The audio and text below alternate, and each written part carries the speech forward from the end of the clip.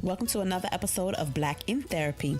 Black in Therapy is a podcast where we explore the unique issues people of color face when dealing with mental health issues and mental health diagnosis. I am your host, Nikita Banks, who's a psychotherapist here in Brooklyn, New York, and welcome to our new show. You can sign up for our mailing list at blackintherapy.com. You can email us just feedback, show suggestions, and just drop a line and say hey at blackintherapy@gmail.com, as well as you can follow us on everything, Facebook, Twitter, and Instagram at Black in Therapy. Okay, so we're going to get into our new show. So this week's show, I want to talk about something called vicarious trauma. And the way that I ended up coming up to, figuring out what I wanted to do in the show this week was because I was outside last week, probably in the middle of the week, and I looked up in the sky and I saw the light show that is the tribute, I guess I don't even know what it's called, the tribute lights of the Twin Towers. I live here in New York, as I said, Brooklyn, New York. And, when the day the Twin Towers fell 16 years ago, I literally watched the towers fall out of the sky. So at first I was just kind of going about my day, at dusk, and I saw people looking up in the sky. They're probably like New Yorkers, the gentrifiers. And I was like, what are they looking at? But I wasn't really paying attention because, as most New Yorkers do, I was just kind of going along with my day or my evening. And I don't know, I was walking and I ended up walking in a direction where it kind of caught the lights in my peripheral and it hit me like a jolt. Shit, it's September 11th, and it was like September 6th or something, so the lights were on like super early, and you can kind of go about your day or go about your time and not think about what day of the week it is or what day it is. But anniversaries like this, especially if you are in that area, New York and DC or Virginia where the Pentagon was, that you kind of don't forget where you were when these national tragedies happen. And so it got me to thinking about how triggering it was for me, thinking about that day. I lost a family member in 9/11, and I just kind of remember like getting the phone calls and not knowing where she was and being worried, and actually literally being outside watching the fighter jets fly above us and like seeing the buildings fall. And I try not to dwell on those things. Like, our mind is so great that it kind of shields you from those things. But things like anniversary, our mind shields us from those kind of negative memories. But on anniversaries, those times are kind of hard to forget, things that we've seen and things that we've gone through, both as a nation, as a family, and as a city, and as a state here in New York. For me to see the lights, it was like a bolt of like emotions kind of went through me. And unfortunately, or fortunately, I'm not really sure which, I still had to go on with my day. So it got me thinking about vicarious trauma and how it shows up.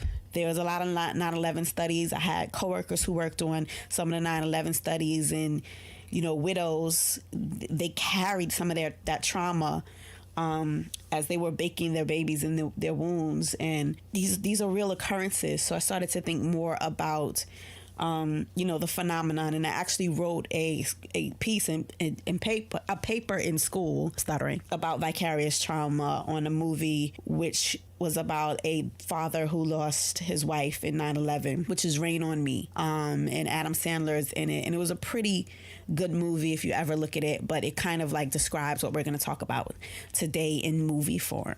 Okay? So vicarious trauma is usually something that's only thought of as like caregivers. So in the case of 9/11, it would have been, the social workers, the therapists, the first responders, counselors. But vicarious trauma is something that happens to us each and every day as we watch tragedies or we care for sick people, or, in the case of my work experience, I deal with a lot of people who have dealt with sexual violence and sexual trauma. And, by hearing those stories over and over and over and over again, you can get inundated with all these intrusive thoughts and things in your mind that if you're not very careful, you will be susceptible to being depressed and having your own mental health issues just from being exposed to these things. And so vicarious trauma can also be seen as a physiological effect people face when they have both faced natural and man-made disasters. So for example,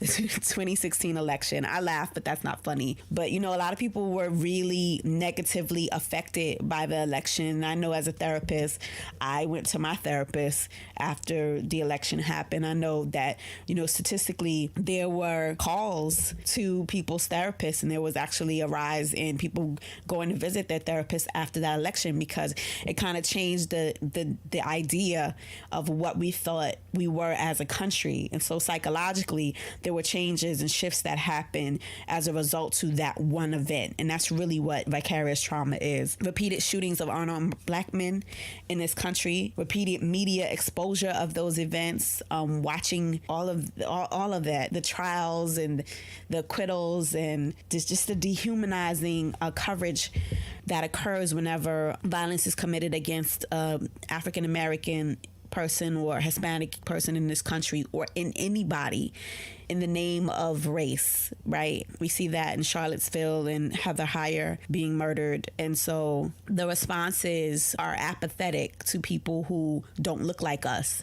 and don't seem to care about our issues. Watching them roam through the streets with guns and tiki torches, right? So that's psychologically damaging. And so being able to see those things, whether you lived in Charlottesville or you lived in Brooklyn, New York, it's real, and that it's happening, and that it's happening today, and that it's happening to people who look like me and are targeted, that who are people that I know and I can identify with. That is a scary thing. So it affects you psychologically, as well as those who have lived through Hurricane Katrina. Right now, we've had a lot of hurricanes, Irma and Jose, and the floods in Texas. And so let's say if you lived through Katrina and then you move to Texas or you move to Florida and you're seeing this happening again, it's psychologically triggering. And so living in New York, like I said, after 9/11, there was an injection into the national psychology, for good or bad. I really can't tell, that there was a national shift in emotions and the energy that occurred after these kinds of events. And so that's what I want to talk about with vicarious trauma. Mostly people have a narrow definition of vicarious trauma. They usually think it only affects first responders or therapists or social workers or people in the mental health field or helping professionals, right? But no, we're all affected by trauma, whether it happens to us or it happens to somebody that looks like us, or it happens to somebody who we could identify as being us, right? If something can happen to Heather Heyer, it could happen to me. If something can happen to an unarmed Black man, it can happen to somebody that I love. So that affects me on a deeper, visceral level than it does to somebody who is not of my same culture, or doesn't care about my well-being, or they don't care about my issues, right? And so vicarious trauma is defined as the process of change that happens because you care about other people who have been hurt and feel committed or responsible to help them. Over time, this process can lead to changes in your physiological, your physical, and your spiritual well-being. Just like any other trauma, it's usually a result of repeated exposure to certain events. So again, I hate to use this as another example, but unfortunately, my country gives me so many of them to think about. When we see unarmed Black men have negative police interactions over and over and over and over again, generation after generation, it becomes overwhelming.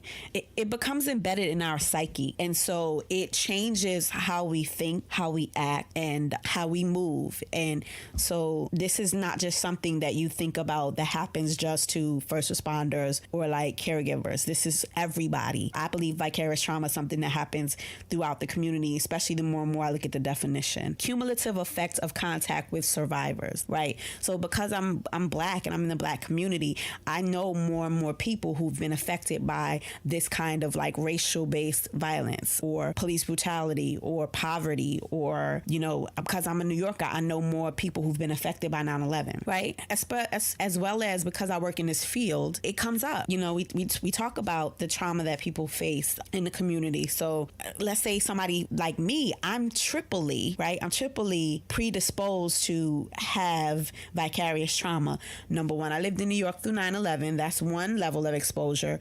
Number two, I lost a family member. Or somebody that I knew in the attack. Another risk factor is that you witness the cruelty or you experience or see the loss following the distressing disaster or even a traumatizing story. So being exposed to the aftermath of what happens following the hurricane or following the media exposure to these things or following 9/11. I know for me with 9/11, I don't know if it was a week later or like a few weeks later, right after 9/11. It may have been a month later, but it just all felt like it was just one event.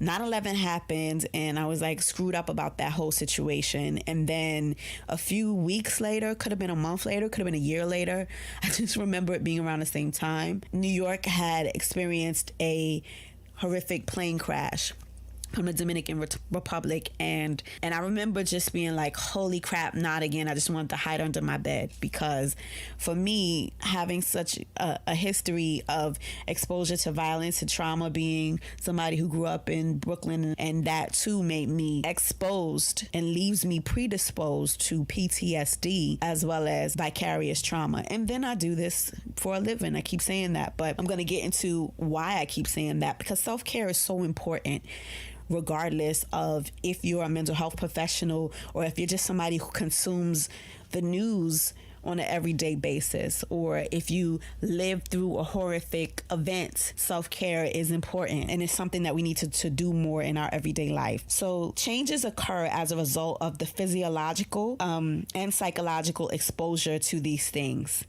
And when you empathize with the victim, it makes the trauma real for you. So, you know, my level of exposure as an empathetic social worker, or my level of exposure as, you know, the mother of a Black child when I see a Black child be murdered, or my level of exposure as opposed to a white supremacist or a white person or somebody who's removed from an event is different. And while I can empathize with the people on the ground in Texas right now, my heart goes out to my friends, because I know that it's not only whether you empathize, but if you feel the need and the act to do something. And so for my friends who have family in Texas, of course, they're going to just get up and get on a plane and go, or go there and go do things. You know, a lot of celebrities have reached out to donate money and donate time to help rebuild Texas. But I mean, I'm gonna keep it real. I'm a New Yorker, and because I'm physically removed from the situation, I can kind of put it away mentally, and I don't have to deal with the devastation that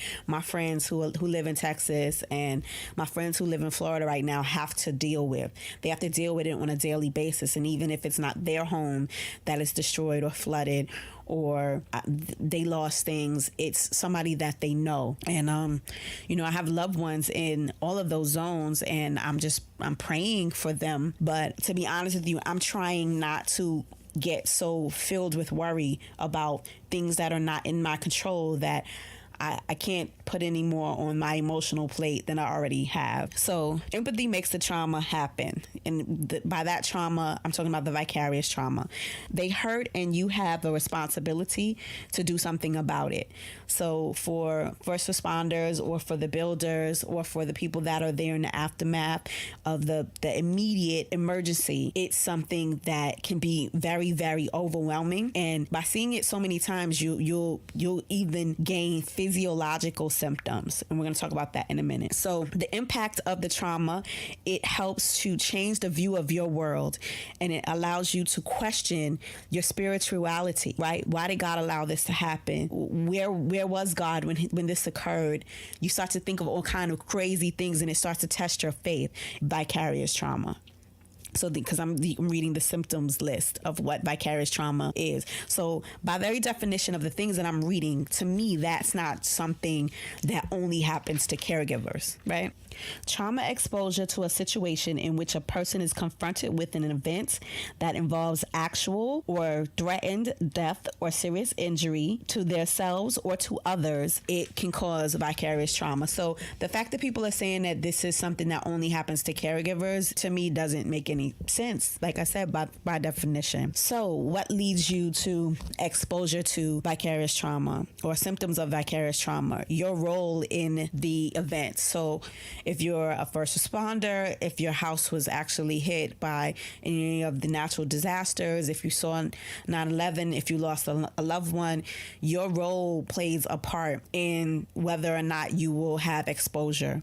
Also, proximity to the trauma, right? Obviously, people in Florida are going to be more affected by Hurricane Irma, or if you were in Cuba or in any of the Virgin Islands that were hit, you would be more affected by those things. Life stressors. If you have other life stressors that have absolutely nothing to do with that event itself, you are predisposed to feeling and over-identifying with the other people who've actually dealt with those things if you know them. Also, if you don't have effective coping skills, effective coping mechanisms for dealing with stress, you are predisposed to have vicarious trauma. Over-identification, which means that if I said, oh my God, a hurricane happened in, I don't know, Texas, it could happen in New York, it can happen anywhere. If you are predisposed to anxiety or mental health issues, you are predisposed to vicarious trauma. And past exposure, like I said, for people who have lived through Hurricane Katrina or have lived through Andrew, this is a triggering situation, and they're going to be more connected with the victims of the natural disasters that we're having right now.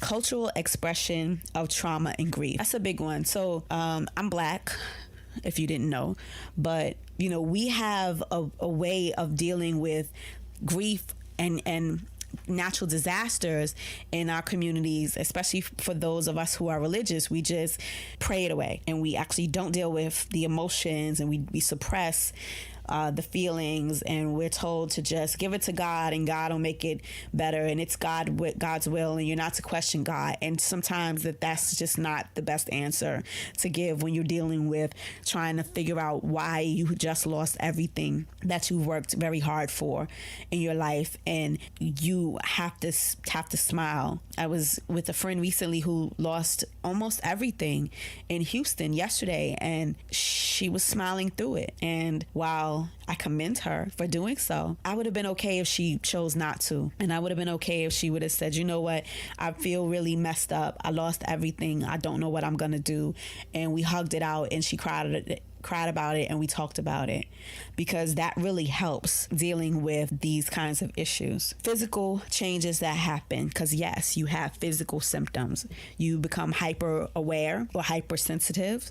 You have PTSD symptoms, nightmares, night terrors, intrusive thoughts, thinking about it all the time, not able to put it out of your mind, bad dreams, anxiety, depression, fear, numbness, emotional paralysis, sometimes like physical paralysis. You feel like you can't do anything because you're so overwhelmed with where to start.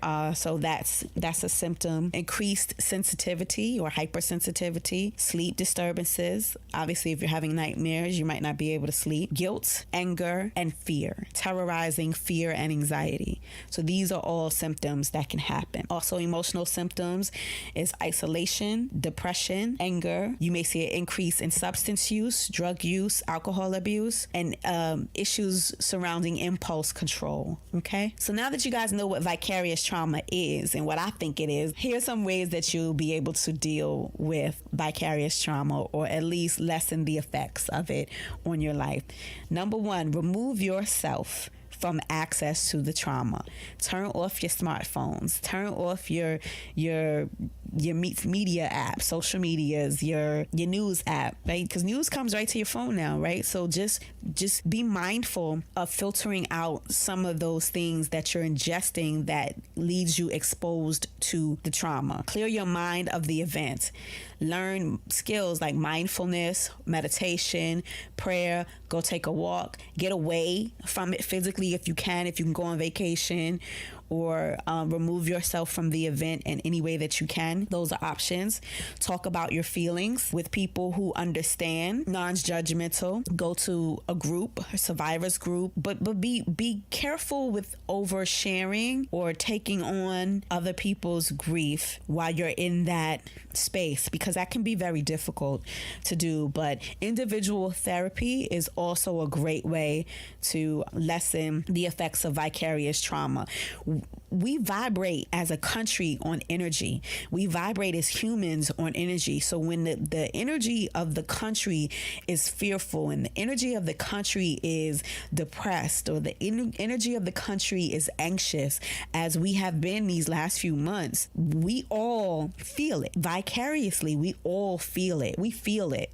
And so there are things that we need to learn to do to control that feeling. And there are things that we need to do to put our emotional equilibrium on an even plane. I'm a Libra, so everything for me is about balance. And so the last tip that I'll give is ABC, awareness. So you have to be aware of your feelings and that you're taking on these feelings and the symptoms of vicarious trauma is first thing. Provide yourself with balance. If you're a caregiver, if you are in the caring professions, if you are a first responder, you have to balance the tragedy with your everyday life.